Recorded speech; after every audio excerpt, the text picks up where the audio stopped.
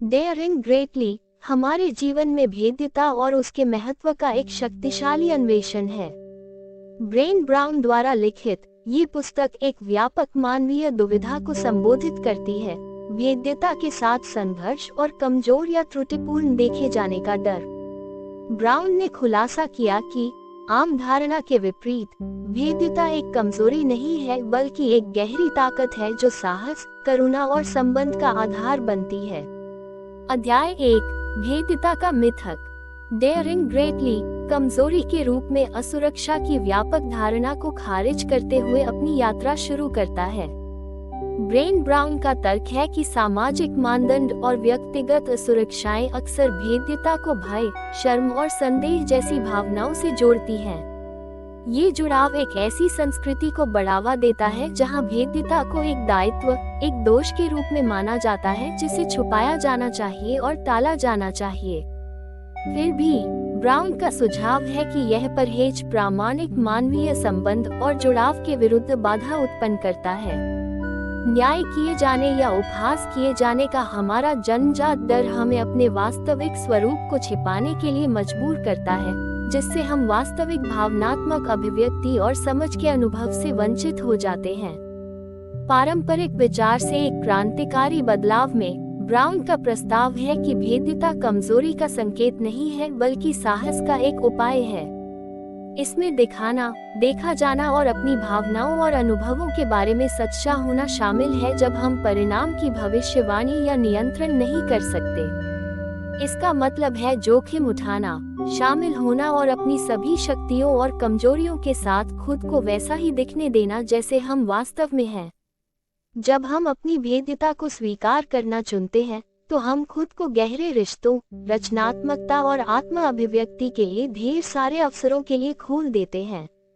ये हमें अधिक व्यक्तिगत और अंतरंग स्तर पर दूसरों के साथ जुड़ने, आपसी समझ और साझा अनुभवों पर आधारित बंधन बनाने की अनुमति देता है। इससे भी महत्वपूर्ण बात यह है कि जीवन की अनिश्चितताओं का डटकर सामना करने की हमारी इच्छा लचीलापन पैदा करती है, जो कमजोरी को एक कथित कमजोरी से एक दुर्जेय ताकत में बदल देती है। अध्याय 2 वो कवच जो भेद्यता की रक्षा करता है। हमारा समाज अक्सर हमें खुद को असुरक्षा के खिलाफ ढालना, पूर्णता का मुखौटा लगाना, अपनी भावनाओं को सुन्न करना, संशय का सहारा लेना और अपने जीवन के सभी पहलुओं पर नियंत्रण पाना सिखाता है। ये रक्षा तंत्र असुरक्षित होने के कथित खतरों के खिलाफ सुरक्षात्मक परतों के रूप में काम करते हैं, जो सुरक्षा की झूठी भावना प्रदान करते हैं। हालांकि ब्राउन का मानना है कि ऐसे कवच अल्पावधि में आराम देते हुए वास्तविक संबंध बनाने, दूसरों के साथ सहानुभूति रखने और रचनात्मकता और नवीनता को प्रोत्साहित करने की हमारी क्षमता को सीमित करते हैं। वे बाधाओं के रूप में कार्य करते हैं जो हमें हमारे प्रामाणिक स्व से अलग करते हैं और दूसरों को समझने और उनके साथ जुड़ने की हमारी क्षमता में बाधा डालते हैं। इन कवचों को पहचानना और इससे भी महत्वपूर्ण बात, उन्हें त्यागने का साहस करना, भेद्यता को स्वीकार करने की दिशा में एक आवश्यक कदम है। यह एक ऐसा कार्य है जिसके लिए साहस, आत्म जागरूकता और मानवीय स्थिति को उसके सभी सुखों और दुखों, विजयों और असफलताओं में पूरी तरह से अनुभव करने की इच्छा की आवश्यकता होती है। इन सुरक्षात्मक परतों को हटाकर हम व्यक्तिगत विकास के लिए अपनी क्षमता को खोलते हैं, खुद को नया करने, अपने रिश्तों को गहरा करने और अधिक प्रामाणिक रूप से जीने की अनुमति देते हैं। अध्याय 3 संपूर्ण हृदय से जीने की शक्ति। डेयरिंग ग्रेटली पूरे दिल से जीने की अवधारणा का परिचय देता है, जो आत्मा मूल्य के स्थान से दुनिया के साथ जुड़ने का एक तरीका है। इसमें हमारी कमजोरियों को स्वीकार करना और उन्हें गले लगाना, हमारे जीवन में छोटे और बड़े आशीर्वादों के लिए कृतज्ञता का अभ्यास करना और आत्म करुणा का पोषण करना शामिल है। संपूर्ण हृदय से जीने का मतलब पूर्णता के आदर्श का पीछा करना या भय रहित जीवन जीना नहीं है। इसके बजाय ये हमारे डर को स्वीकार करने, हमारे आत्मसंदेह को गले लगाने और हमारे अपूर्ण स्वयं को स्वीकार करने के साथ साथ प्रामाणिक रूप से जीने और खुद से प्यार करने का विकल्प चुनने के बारे में है। ये समझने के बारे में है कि हमारी कमजोरियों के बावजूद और उनके कारण हम प्यार और अपनेपन के योग्य हैं। ये दर्शन आपको अपनी खामियों और कमजोरियों को स्वीकार करते हुए और उन्हें स्वीकार करते हुए साहसपूर्वक और प्रामाणिकता से जीने के लिए आमंत्रित करता है। यह आत्म प्रेम और स्वीकृति की शक्ति का एक प्रमाण है, जो इस बात पर प्रकाश डालता है कि आप जैसे हैं वैसे ही पर्याप्त हैं। जीवन के इस तरीके को अपनाने से आत्म करुणा, लचीलापन और आत्म मूल्य की गहरी भावना को बढ़ावा मिलता है। यह आपकी खुशी, रचनात्मकता और सार्थक संबंधों की क्षमता को बढ़ाता है, जिससे आप एक पूर्ण और जुड़ा हुआ जीवन जीने में सक्षम होते हैं। अध्याय 4, पुस्तक की प्रभावशीलता और वास्तविक जीवन में अनुप्रयोग। डेयरिंग ग्रेटली ने अनगिनत व्यक्तियों को अपनी कमजोरियों का सामना करने और उन्हें अपनाने के लिए प्रेरित करते हुए अपनी प्रभावशीलता साबित की है।